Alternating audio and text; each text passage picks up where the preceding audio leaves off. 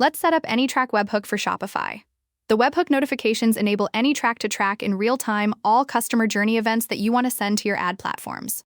Navigate to the Integration Catalog and select the Shopify card. Click on the Install Integration button.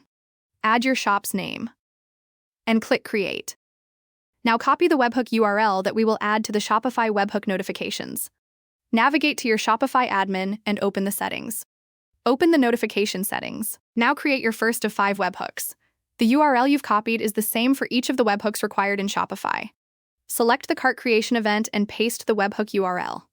Open the API version dropdown. Select the latest API version from the list. Confirm the selection to finish this webhook setup screen.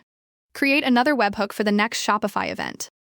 Open the event topic dropdown and select the cart update event. Paste the URL and select the latest API version for this webhook. Save the webhook. Create a new webhook for the checkout creation. Paste the URL and select the latest API version. Save this webhook. Create another webhook for the checkout update event. Paste the URL and select the latest API version and save it. Add the final required webhook for the order creation event. Paste the URL, select the latest API version and save. Save the final webhook. When returning to the webhook creation screen, you can send a test event to AnyTrack.